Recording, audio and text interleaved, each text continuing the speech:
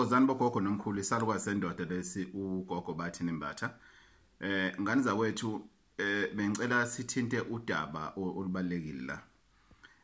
Isikhathi kaKhisimusi manje na kuye kube nalento lebhlungu ebizwa ngokuthi ingozi zikaKhisimusi, ingozi zephasika. But kwenziwa yini ukuthi be nalozo ingozi lezo esebizwa ukuthi ingozi kaKhisimusi? Ngani zawethu yingoba abantu bayashona emgwaqeni ngezathu ehlukahlukene. Kwesinye isikhathi uphuzo oludakayo umuntu eshayele. Kwesinye isikhathi udaba lokuthi akakwazanga ukuthi ebekezele noma umuntu akazange ukuthi embekezelele. Kwesinye isikhathi asifuni ukwamukela ukuthi laba abahamba ngethuthuthu nabo banelungelo lokwasemgwaqeni. Kodwa isikhathi esiningi into eyenzakalayo ukuthi ingozi lokho iphindeka lento isize yaba umkhokha endaweni thizeni kuyaziwa ukuthi ayi lapha imoto njengoba kuKhisimusi njena kusho ukuthi imoto kuzokonakala. Yingoba imphefumulo yabantu abashonile kulo ndawo leyo ayilandwa. Ngani zakwethu angazi ukuthi seyimingakhi iminyaka ngihamba indlela le esuke for Christ iyangale kwaZulu Natal mhlambe iyongena mhlambe umuntu eFryhead noma eMahlabathini noma uyeNewcastle noma eMpangeni noma yakuphi kuphi. Angikhumbuli ngidlula kulo yamgwaqo ngani zakwethu bese ngibona kunabantu abaphethe ihlahla abazolanda umuntu thizeni. Umgwaqo osubulale abantu abaningi ngendlela yesimanga. Ongenani uye udlule ubone sokunesiphambano thizeni ndawo thizeni wokwazi ke lapho ukuthi bokushonele umlungu. Angisho ukuthi ayilandwa izinto kodwa esikhathi esiningi ithina indlu emnyama engathi amasiko ethu asifuni ukwalandelela. Umzekelo lo ngana kwethu lo engibekayo mangikhuluma ngomgwaqo lo amajuba. Miningi imigwaqo lapho kushonele khona abantu ngani zakwethu bangalandwa. Ispirit somuntu siyakhuluma ngana kwethu. Yingakho ngisho kuthubu la lo muntu kuyafuneka ukuthi umgeze lo muntu.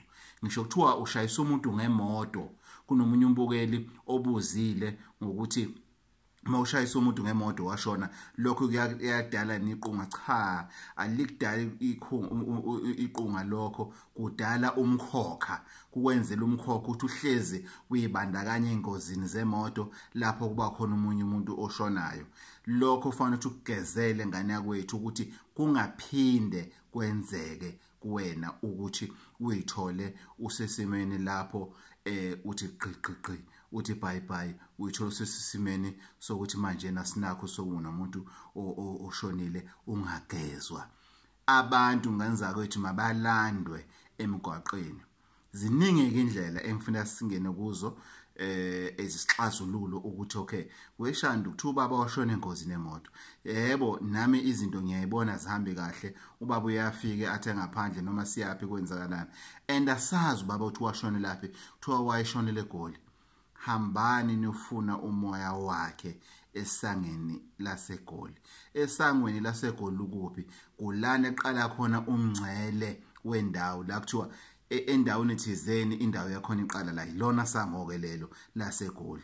Nihambani nofuna umphefumulo wakhe nithole umelapho endabuko okwaziyo ukuxhumana nemoya yabantu awucinga umoya azawuthole azi ukuthi ukuphi umoya kasibani bani ekwazi ukuthi emdonse emthathi emphindisele ekhaya.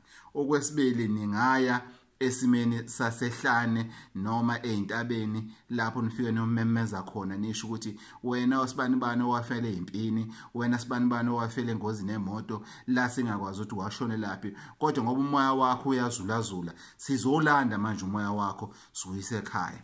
Abanye uyakwazi ukuthi ubalande esimweni sakuphi sasolwandle nisho ukuthi lana mathonga sizocela ukuthi nisibonise ukuthi umphefumulo kasibani bani waphumelaphi njoba kuthi uyazulazula usuqeda abantu kukuphi kunendawo ngakithi kuthiwa senkwalini.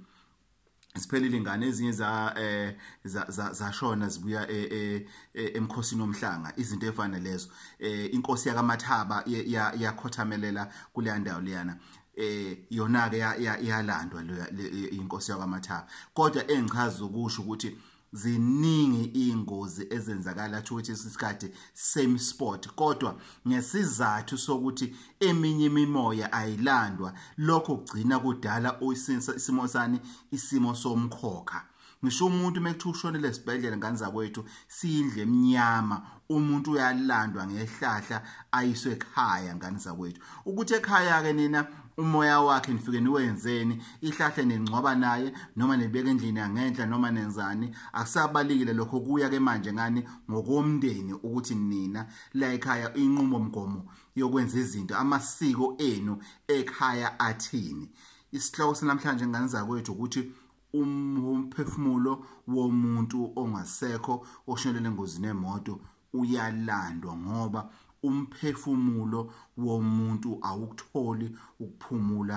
uma ungalandwanga ngani zakwethu gogo bathi nembatsha lona isalukazi sendoda intatheli yamathongo ngani zakwethu 082 392 0881 ngani zakwethu kusasa usuku lami lokuzalwa ngani zakwethu ngiyacela ningibusise ngani zakwethu ngama subscription njena kuphela nobe nenze umkhulu umehluko empilweni ngani zakwethu inkosi ithela umusa isalukazi sendoda